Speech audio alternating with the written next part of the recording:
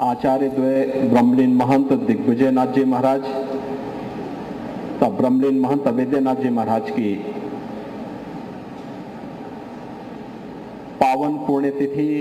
के अवसर पर आयोजित होने वाली जो स्मृति व्याख्यानमाला है, आज उसका शुभारंभ हो रहा है। और आज के इस कार्यक्रम के अवसर पर मंच पर उपस्थित हमारे पूज्य संतजन, दिगंबर अखाड़ा अयोध्या से पधारे श्री महंत सुरेश दास जी महाराज, जगत गुरु रामानुजाचार्य पूज्य स्वामी श्रीधराचार्य जी महाराज, श्री सतवा बाबा आश्रम काशी से पधारे महामंडलेश्वर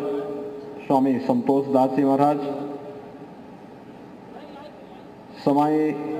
आगरा से पधारे ब्रह्मचारी दासलाल जी महाराज, बड़ोदरा गुजरात से पधारे श्री महंत गंगादास जी महाराज,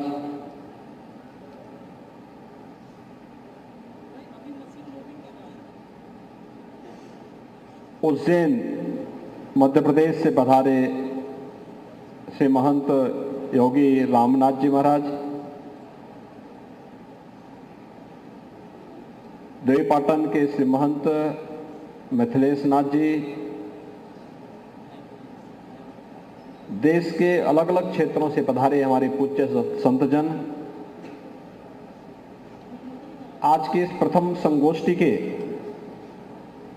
मुख्य वक्ता के रूप में यहां पर उपस्थित भारतीय सामाजिक अनुसंधान परिषद के अध्यक्ष एवं विश्वविद्यालय अनुदान आयोग के उपाध्यक्ष प्रोफेसर दीपक कुमार श्रीवास्तव जी, उच्चतर शिक्षा चयन आयोग के अध्यक्ष प्रोफेसर ईश्वर शरण विश्वकर्मा जी, महाराणा प्रताप शिक्षा परिषद के अध्यक्ष पूर्व कुलपति प्रोफेसर उदय प्रताप सिंह जी, सभी सम्मानित जनप्रतिनिधिगण, आयोजन समिति के सभी पदाधिकारीगण, महाराणा प्रताप शिक्षा परिषद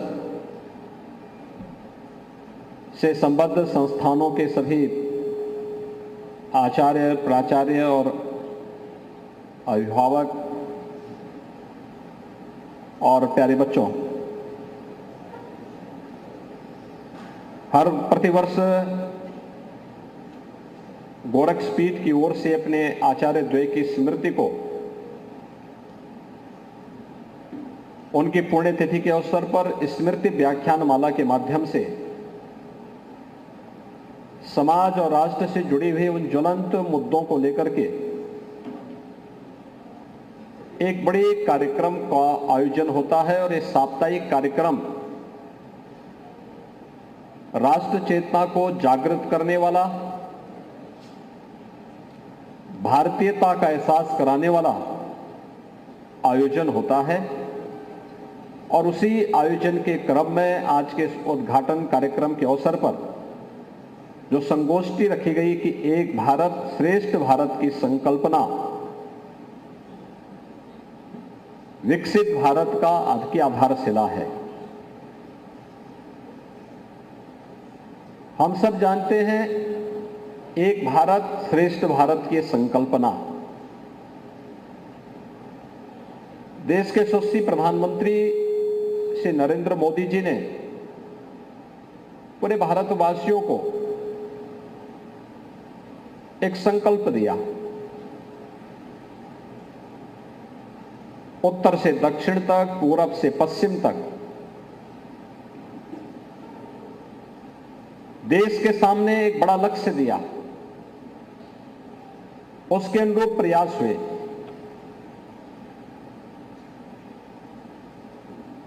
एक अभिभावक के रूप में एक परिवार का अभिभावक भी यही करता है। और फिलहाल यहां वक्त एक छोटे से ब्रेक का।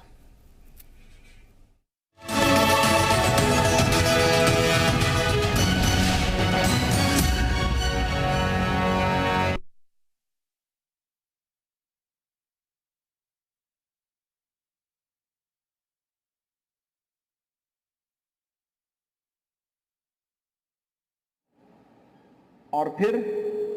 आगे बढ़ सके। इस देश के पूर्वोत्तर के क्षेत्र, याद करिए 2014 में जब देश की सत्ता प्रधानमंत्री मोदी जी के हाथों में आई थी, उस समय देश की स्थिति क्या थी? देश के अंदर लगभग 117 से 120 जनपद ऐसे थे जो नक्सलवाद या माओवाद से प्रभावित थे। कश्मीर पूरी तरह अलगाववाद की चपेट में था। पूर्वोत्तर के भारत में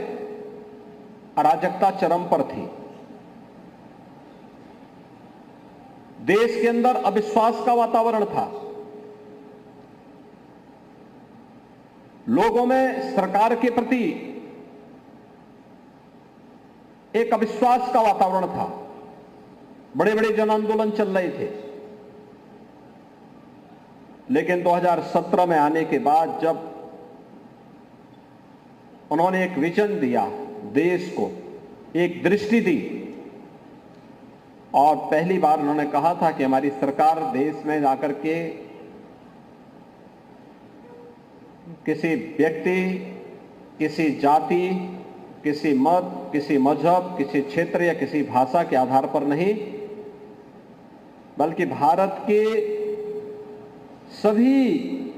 लोगों के लिए, गांव के लिए, गरीब के लिए, किसान के लिए, नौजवान के लिए, महिलाओं के लिए, इन सब के लिए समान रूप से कार्य करेगी। और ये समान रूप से हर तबके के लोगों को योजनाओं में बराबर का हकदार, विकास की योजनाओं में बराबर का अधिकार देने का उनका संकल्प, यही जो जाति, मत, मजहब, क्षेत्र और भाषा से हट करके प्रत्येक भारतीय के लिए बना, वही एक भारत श्रेष्ठ भारत की आधारशिला बने,